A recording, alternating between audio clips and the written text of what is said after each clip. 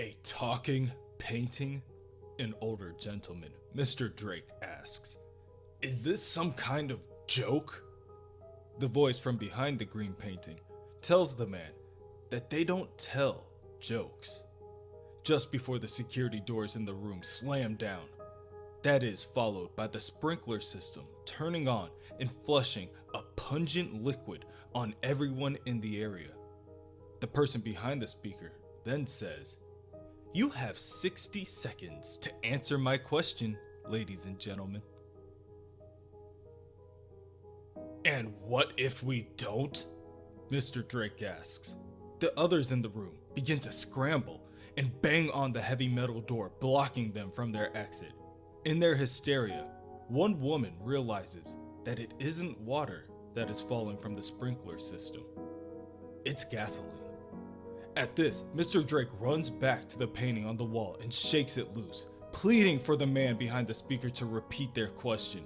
"What was the question?" he asked. "What was the question?" "It smells like green paint. It pours like purple paint. And it looks like a white van. What is it?" Mr. Drake stutters in his nervousness. I can't think. Give me a second." "There are no more seconds to give, I'm afraid. Time's up." The innocents in the room stop scrambling at the sudden realization. The voice behind the speaker continues. "The answer? White paint. It smells and pours the same, of course. I thought surely one of you would get that, considering where we are. How disappointing." Mr. Drake begins to shake the painting in a desperate attempt to reject reality. By doing so, the duct tape holding the speaker to the painting becomes wet and slides off the tapestry, revealing the two disconnected wires. The wires, now separated, begin to spark. The spark ignites the droplets of gasoline, and within an instant, the entire room explodes, and the force causes the metal door, keeping the innocents locked in, to fly off its hinges. Only a few short moments after, Mayor Jessica Dent's assistant bursts into her meeting, interrupting her, Bruce Wayne's, and her brother's discussion. Jessica's assistant tells the three that there has been an explosion at the art museum, and Jessica's first reaction is to get the fire chief and Commissioner Evans on the line and to get a car pulled around. She needs to see the destruction for herself. Both the parties of Jim Gordon and Harvey Bullock, as well as Bruce Wayne and the Dents, arrive at the museum at the same time. They each stare in horror as they watch the flames erupt from the building, creating a giant question mark on the outside. Gordon snaps to his senses and turns to the other police officers. "Captain, I know who did this." "What are you talking about, Gordon?" "The question mark! There was one on the elevator at the towers. That wasn't an accident, and neither is this. They were talking to their victims in the elevator by a short-range radio. Maybe they did the same here." The captain tells Gordon that he will need to explain everything in greater detail at a later time. For now, they need to find who did this. Bruce overhears the conversation and watches as Detectives Gordon and Bullock race towards the flames. He then walks over to the trunk of his own car and removes a duffel bag. "Bruce?" Alfred asks, attempting to stop Bruce from doing something he'll regret. "If Detective Gordon is right, he's close." "What? Who?" "Cover for me, Alfred." "And say what? Bruce!"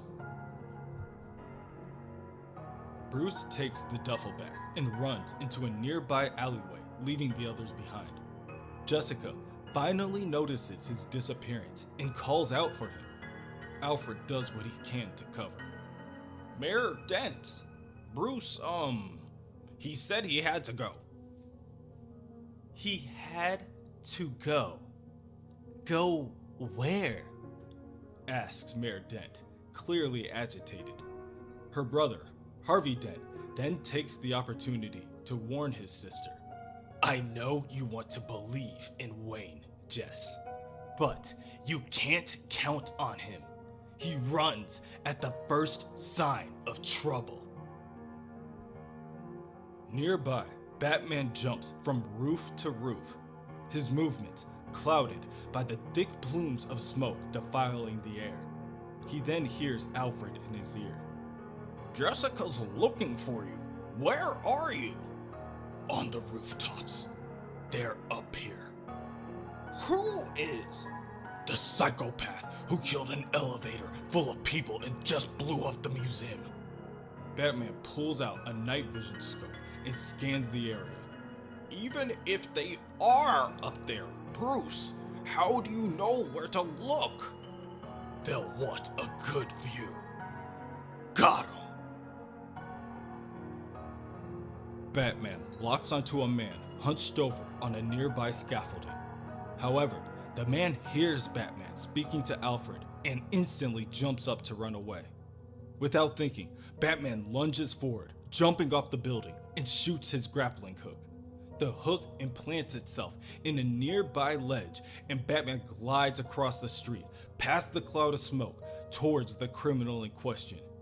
The nearby civilians and lawmen in the area look up, and for a second, they all freeze in disbelief as they watch Batman coast across the sky. Jim! Harvey Bullock yells out to get his partner's attention. What the hell is happening to this city? Batman chases the criminal to a nearby rooftop and attempts to stop him from running by hitting him with a batarang. The attempt fails and the criminal runs into a nearby stairwell. Batman follows the man down the well and into an open floor in the midst of construction. He looks left and right and finds wheelbarrows full of cement, and then comes across a small one-way radio laying in the moonlight. Batman examines the device and is briefly distracted by the sound of Alfred checking in for an update. Bruce! Did you get him? Before he can answer, Batman realizes the footsteps behind him. He turns to see the criminal in question preparing to swing a shovel he found amongst the pieces of construction. The shovel collides with the right side of Batman's face and he flies out a nearby window which is only covered by a crude tarp. As he falls, the tarp wraps around him in the air and he is left helpless. He bounces off a ledge and plummets until he crashes and breaks a potted plant on a small balcony. Hours later, Batman wakes up in a bed, undressed and his wounds attended. What happened? He mumbles as he realizes that the criminal got away. To his surprise, his rhetorical question is answered by a woman. You fell onto my balcony. I can't believe Batman's in my bedroom. Who are you? Batman snaps, assuming the worst when he sees a woman in a purple robe blocking the doorway. Can you please keep it down? I've got a 6-year-old sleeping in there. Batman groans while struggling to stand to his feet. You have a pretty deep cut on your shoulder. I'm no nurse. I did the best I could, but I figured you wouldn't want me calling 911. No, thank you. Batman finds his cape and shirt and gloves sitting on a nearby chair and starts to put them on. You work out a lot, the woman says. I mean, my kid loves you. Most of Gotham does. Most of Gotham trusts you more than the police. I thought they were afraid of me. Only the people who should be, right? Besides, We all know it's not true. What's not true? You didn't kill Mayor Cobblepot.